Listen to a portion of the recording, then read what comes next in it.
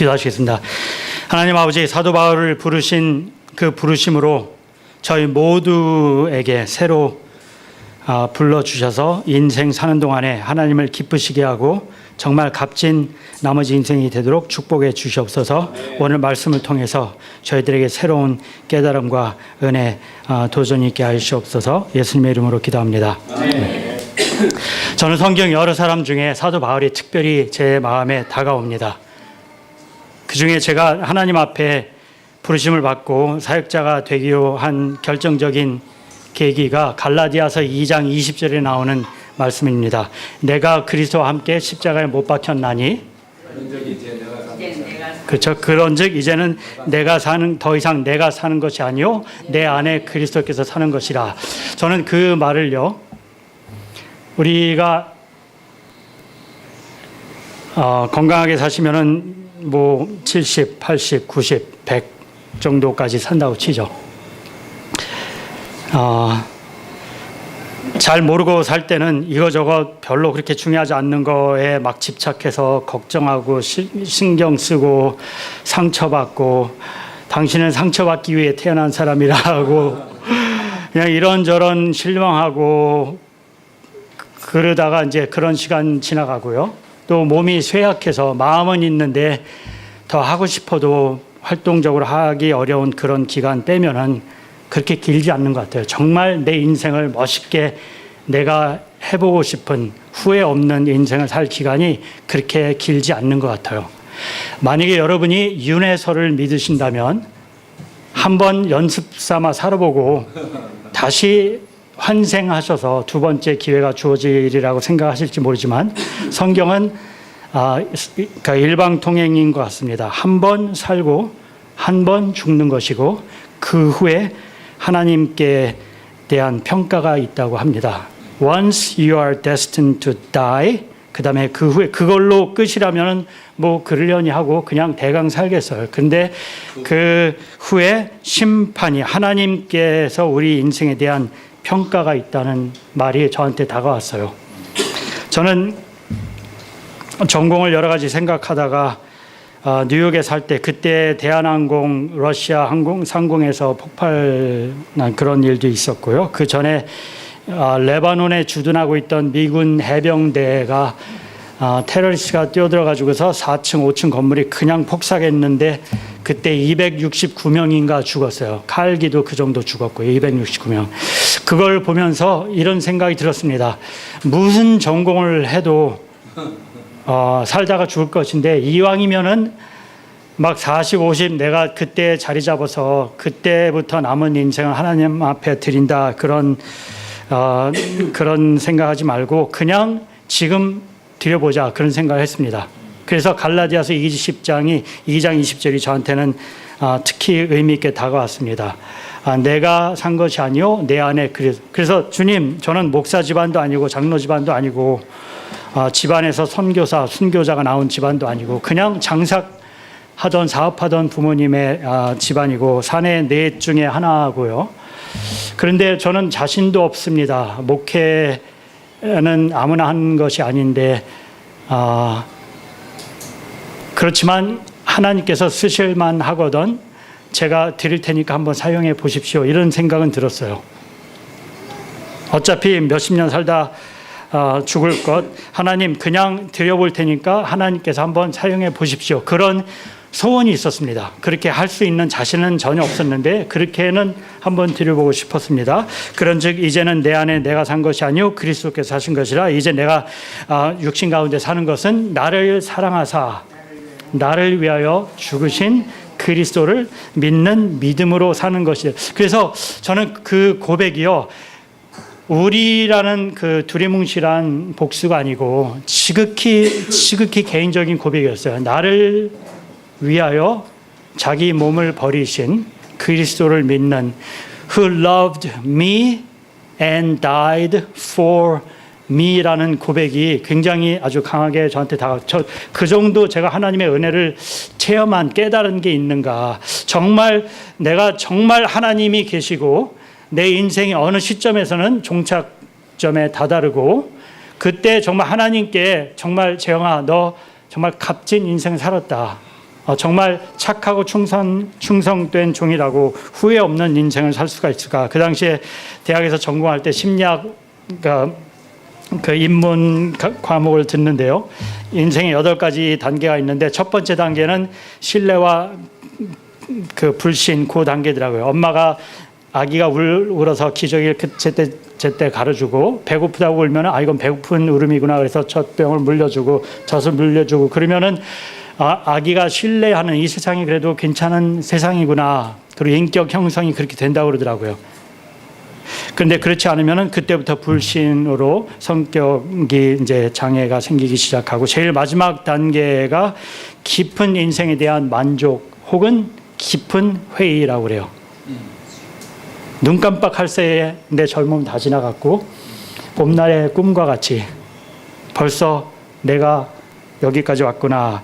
그런 그 심리학의 개요를 들을 때 역시 하나님의 부르심이 있는 기간이라 그런지 저는 그게 예사롭게 들리지 않았어요. 정말 제가 인생의 말미에 서서 제 인생을 돌아볼 때 정말 후회 없다. 정말 해보신 거 다 해봤고 값지게 살았다. 그리고 깊은 만족을 누릴 수 있을지 아니면은 이게 다였나.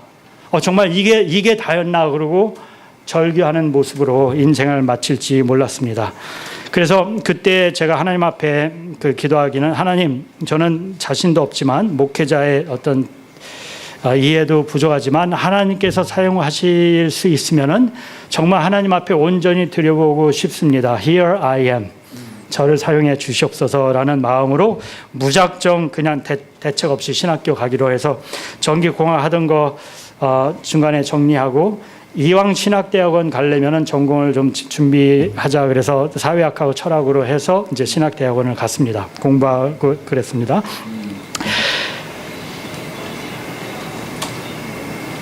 사도 바울은 오늘 본문에서 본인에 대한 호칭을 2가지를 사용하고 있습니다. 영어로 보시면은 이 서신을 쓴 사람은 바울입니다 하고서 첫 번째 폴 그 다음에 이제 2번째 명함을 내미는 거죠. 로마 성도들한테. 저는 바울입니다. 그리고 그 2번째 키워드 뭐라고 여러분 한마디로 여러분 인생에 여러분 자신을 소개하는 키워드가 있다면 뭐를 사용하시겠습니까? 엄마, 남편, 아내, 주부, 사업가, 목사. 근데 사도 바울은요. 이 편지를 쓰는 바울 곧 하고 2번째 사용한 단어가 요 둘로스라는 단어를 사용하고 있습니다. 둘로스. 근데 대부분의 영어 성경의 번역들은 그냥 일반적인 두리뭉실한 종이라는 표현을 써요. 근데 종이라는 표현에는 다른 성경 헬라어가 다양하게 사용될 수가 있습니다. 가령 교회를 섬기고 있는 집사라는 호칭도 디아코노스, 영어로 디큰, 종, 사환 그렇게 번역이 되곤 합니다. 근데 여기에서 바울이 사용한 단어는 두리뭉실한 그런 사환 종이 아니고요. 예수 그리스도의 종인, 둘로스인 바울은 그래서 그거를 직역한다면 노예라는 단어고 미국 사람들 정서에는 노예라는 단어가 그다지 양심의 거리낌이 없이 편한 단어는 아니었던 것 같아요. 수백 년 동안 정말 그렇죠. 부끄러운 역사가 생각나서 그 단어 사용하기를 꺼려했던 것 같습니다. 그런데 혹시 이 단어를 통해서 사도 바울이 전하고자 했던 간절한 그 의미가 있었다면 그게 무엇일지, 만약에 이거를 두리뭉실한 단어로 번역할 때 사도 바울이 그토록 전하고자 했던 그 메시지가 희석될지 궁금했는데, 여기에 보시면은 종이라는 그 둘로스라는 단어가요, 직역하면 노예, 슬레이브인데 그 당시는 노예 제도가 로마 제국에서 노예 제도가 성행하던 시절이었죠. 그래서 그 당시 로마에 가보시면은 자유인보다 노예가 2배 많을 정도로 익숙한 그런 호칭이었습니다. 노예. 내가 오라 그러면 오고 가라 그러면 가고 아무런 인권이나 재산권이나 법적인 보호를 받지 못하는 존재가 노예였습니다. 그래서 그런데도 그러니까 미국 사람들이 영어로 번역할 때 노예 그러면 어감이 좀 너무 좀 그 부담돼서 이 단어를 다른 걸로 교체했다면 그 당시에는 이 단어의 어감이 괜찮은 단어였나? 그렇지 않은 것 같아요. 그 당시 문헌들 보시면 철학자들이요. 그 당시에 세 종류의 도구가 있는데 그 생명력이 없는 망치나 톱 같은 도구가 있고 그 다음에 움직이는 소나 나귀 같은 도구가 있고 움직이는 도구가 있고 세 번째는 말귀를 알아듣는 도구가 있었다고 그래요. 연장이었죠. 그래서 노예들은 인권이라든가 인간에 대한 어떤 기본적인 존중을 받거나 그런 거는 고사하고 그냥 연장 정도로 인정받던 시기였습니다. living tool. 그러니까 articulate, 말할 수 있는 툴, 연장들이라고 생각했습니다. 그래서 주인의 마음에 안 들면은 매를 맞기도 하고 몸이 상하기도 하고 심지어는 생명을 잃기까지 하는 아무런 권리가 없는 사람이 종이었습니다. 왜 그럼 이런 끔찍한 상황에서 자신을 로마 교회에 방문하지도 못했고 개척은 더더구나 하지 않은 로마 교회에 자신을 소개하면서 첫 번째 키워드 명함을 내미는데 자신을 안녕하세요. 저는 바울입니다. 저는 예수 그리스도의 둘로스입니다. 왜 하필이면 이 단어를 사용했을까는 질문이 생겼어요. 끔찍한, 너무 어색한.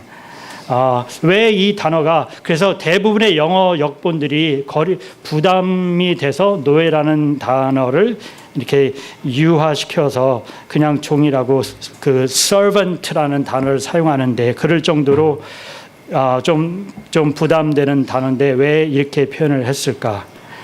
어떤 사람은 하나님의 종, 그래서 이사야라든가 구약에 있는 존중받는 높은 고위 관직에 있는 사람들을 상징하는 것이 아닌가. 그런데 생각해 보세요. 로마인들이 바로 지척에 깔린 게 바로 코앞에 있는 사람들이 자기의 종들인데 구약에 옛날에 있는 그런 배경을 즉각적으로 떠올렸겠어요? 아니면 매일매일 내가 그냥 막 다루는 그런 종들을 생각했겠습니까? 그래서 로마인들이 볼 때는 이 둘로스라는 게 그렇게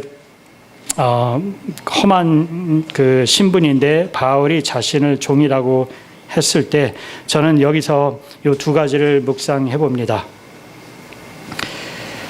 여러분이 하나님의 사랑을, 은혜를 바울만큼 깊이 깨달은 경험이 있다면은 내가 그분의 종이 된다는 게 정말 두 손을 들고 환영할 만한 영광스러운 부르심이라는 생각이 들었습니다. 왜냐하면 아무의 종이 아니고 이 사람 허튼 이 사람 저 사람의 그런 하찮은 종이 아니라 나를 사랑하사 나를 위하여 자기를 버리신 그분의 내가 종이 된다는 그 영광스러운 인생의 부르심이 사도 바울에는 마음에 확신이 있었던 것 같습니다. 그렇기 때문에 이 확신이 있었기 때문에 정말 파선당하고 굶주리고 헐벗고 매를 맞고 별의 별 가진 고생을 짐승에 물려 죽을 뻔한 일이 여러 번 있었는데도 불구하고 꿋꿋이 마지막 생명을 다할 때까지 부르심에 신실하게 살 수 있었던 것이 이 마음에 하나님의 은혜를 깊이 체험한 이 사실이 있었기 때문에 그러지 않는가 생각합니다. 여러분은 십자가에 대한 복음에 대한 이런 그 체험이 경험이 있으신지요? 네. 우리 담임 목사님 인격적으로 여러분을 챙겨주시고 목자로 따뜻하게 보살펴 주셔서 오는 것이 아니라 찬양 인도하시는 분 정말 잘하시는데요. 저는 그 정말 많은 은혜 받았습니다. 부인이 여기 계신가요? 예, 부인. 네? 저 동민이 자매. 임신 중이에요. 네네네. 정말 남편이 하나님께서 소중하게 사용하시는 분이라고 생각합니다. 어떤 그 일을 하시는지 모르지만 제가 보기에는요, 우리 그 직분이 어떻게 되세요? 집사님의 안수 집사님의 첫 번째 직분이 그리스도의 저는 사역자라고 봅니다. 그게 풀타임이에요. 그게 본분이에요. 그리고 그 일을 하기 위해서 텐트 메이킹으로 다른 일을 하시는 건데 그 안수 집사님의 첫 번째 부르심이 그 하나님 앞에 오늘 보여주신 것처럼 그런 사역을 통해서 깊은 은혜를 주신 부르심이라고 생각합니다. 바울은 제가 같은 사람으로서 사도 바울이 신이 아니죠. 네. 여러분과 저와 비슷한 사람이었잖아요. 근데 이분에게 어떠한 일이 있었길래 도대체 더 이상 내가 사는 것이 아니라 내 안에 그리스도께서 사는 것이라고 고백을 할 수 있을까? 그게 저는 궁금했어요. 100번 죽었다 깨어나도 이분이 얘기하는 그거를 이해할 수 있을까? 그가 나를 사랑하사 나를 위하여 자기 몸을 버리셨다는 이 깊은 십자가의 사랑을 깨닫는 순간 이제는 그때는 인생이 끝난 겁니다. 더 이상 이제 통상적으로 습관적으로 사는 인생이 아니라 정말 새로운 신분과 새로운 부르심과 새로운 꿈과 이상 목적이 생겼습니다. 가장 불쌍한 사람은요, 제가 보기에는 인생에 살 수 있는 모든 여건은 갖췄는데 그 인생을 살아야 될 이유가 불분명한, 영어로 표현하자면 I have everything to live on, 살 여건은 다 있는데 not much to live for, 살아야 될 그 특정한 이유가 불분명할 때 가장 불쌍한 사람이 아닌가 생각합니다. 근데 바울은요, 정말 얼마나 은혜를 경험했는지 갈라디아서 2장 20절뿐만 아니라 디모데전서에 보면 이렇게 표현합니다. 나는 괴수 중에 괴수였고 정말 나는 예수님을 핍박했고 제자들을 핍박해서 도저히 사도라 부르심을 일컬음을 감당할 수가 없다고 이야기를 하고요. 고린도전서 15장에 보시면은 나는 사도 바울이 언제 부르심을 받았죠? 예수님의 지상 사역 때는 몰라요. 만났는지 안 만났는지. 예수님 십자가에 달려 돌아가셨습니다. 부활하셨습니다. 승천하셨습니다. 예수님의 지상 사역이 다 끝났어요. Game's over, finished. 그런데 그때 부르심을 받았어요. 다시 말해서 이미 다 끝나고 다 문 닫고 다 샷다 내리고 불 끄고 다 갔는데 그 후에 빈 예배당에서 마치 부르심을 받은 듯한 초자연적인 기적으로 부르심을 받았습니다. 예수님께서 천상에서 사울아 사울아 내가 나를 어찌하여 핍박하느냐, 누이시오니까 나는 내가 핍박하는 예수라. 그래서 사도 바울은요, 다른 모든 사람들이 통상적으로 예수님을 만나서 복음을 듣고 부르심에 순종해서 고기를 잡는 걸 뒤로 하고 사람을 낚는 업으로 부르심에 순종했는데 바울은 그런 기회가 없었어요. 게임으로 말하자면 월드컵이 다 끝났고 예선 본선 끝났고 스타디움이 비었습니다. 불 닫고 다 집에 갔는데 그때 부르심을 받은 정말 전무후무한 특별한 부르심이었어요. 그래서 이분이 뭐라고 표현하냐면 나는 8달 만에 난 기형적으로 비정상적으로 출생한 I'm abnormally born, 비정상적으로 태어난 사도다. 그렇기 때문에 모든 사도들 중에서도 가장 지극히 적은 자라는.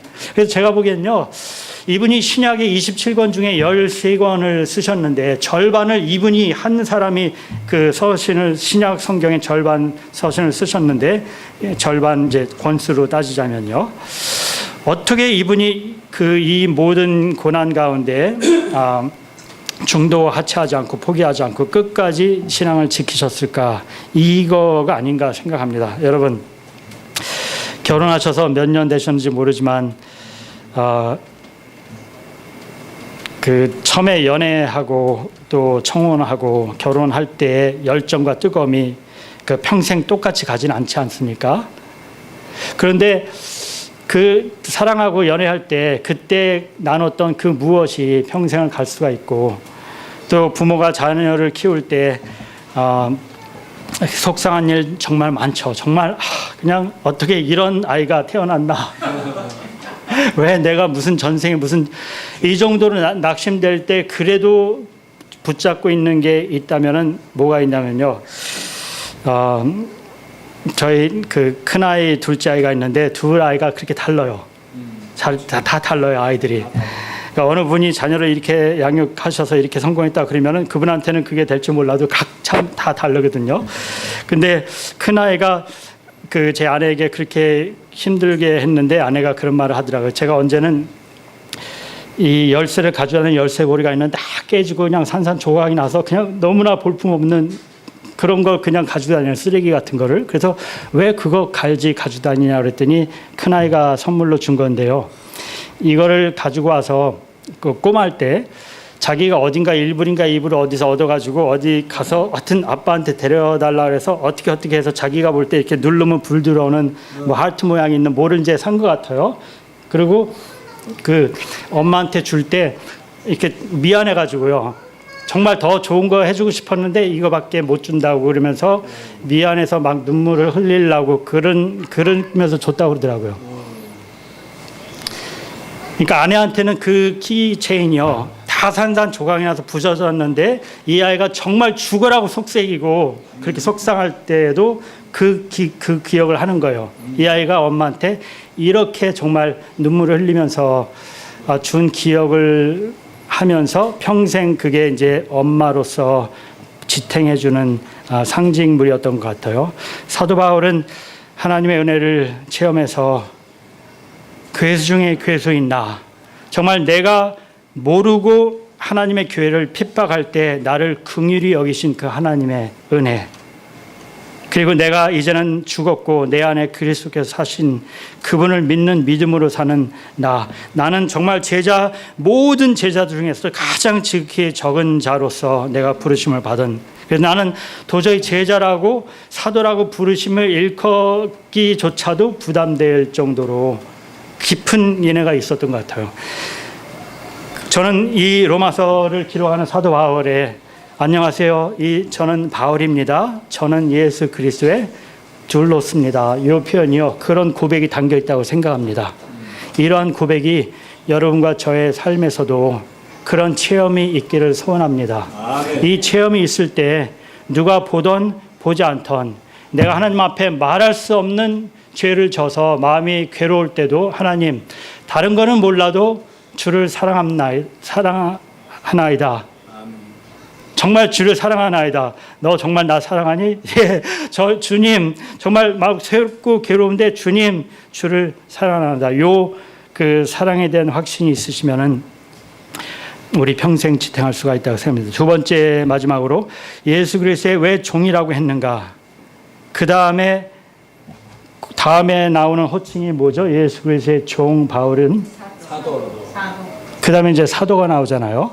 다른 서신의 서두를 보면은 예수 그리스도의 사도 바울은 갈라디아인들에게 편지하노니 하면서 가장 보편적인 호칭이 사도라는 호칭이었습니다. 근데 로마서에서만은 이 둘로스란 말을 먼저 써요. 그래서 왜 둘로스란 거를 먼저 썼을까 생각했더니 이 순서가 성경에 전반적으로 반영된 것을 볼 수 있습니다. 예수님이 제자들 12명을 부르셨습니다. 한 명 한 명 불러서 제자들이 나왔습니다. 그 다음에 두 가지 목적이 있었어요. 이는 저들을 불러 예수와 함께 있게 하사, 제자들을 불러서 함께 있게 하사, 그리고 보내사 복음을 전도하게. 그래서 부르셔서 to be with them, 함께 있게 하시고 그 다음에 and to send them out. 그러면 순서가요. 예수 그리스도의 이름으로 정말 이 말 많고 탈 많고 상처 많고 무너져 있는 이 세상을 치유하기 위해서 나가는 파송을 받는 사도로 보내심을 받기 전에 반드시 선행되어야 될 것이 하나님의 은혜를 깊은 나 같은 죄인을 용서해 주셨다는 이 깊은 은혜 체험한 것이 반드시 먼저 선행되어야 된다는 이야기죠. 다시 말해서 사도로 보내심을 받기 전에 먼저 모두 우리가 체험해야 될 것은 우리는 하나님의 은혜, 깊은 은혜를 깨달은 종입니다. 예수 그리스도의 둘로스입니다. 만약에 이 은혜 체험이 없으면요, 그러면은 여러분이 신자로서 대사로 제자로 세상에 보내심을 받는 게 여러 가지 시기상조이자 부족할 수가 있다는 이야기입니다. 우리가 그래서 오늘 바울이 만났던 예수님, 바울이 깨달았던 십자가의 은혜를 깊이 체험하는 여러분과 제가 되길 바랍니다.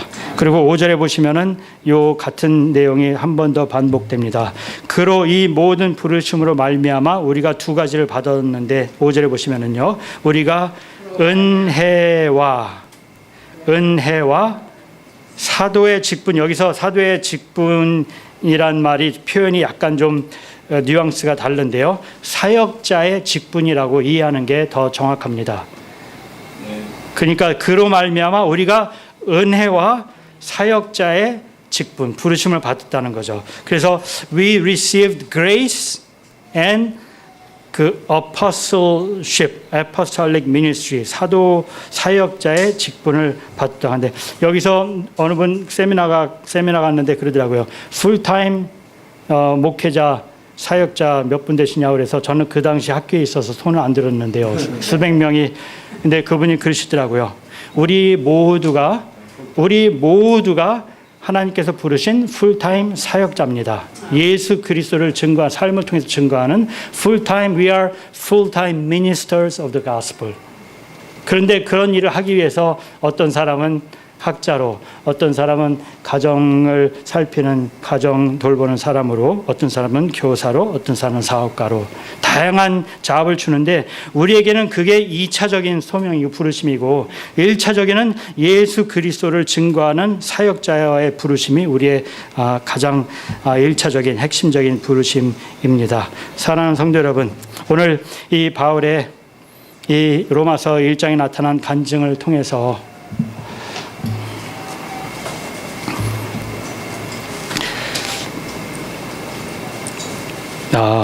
먼저 하나님 앞에 깊은 이 은혜 체험이 있으시길 바랍니다.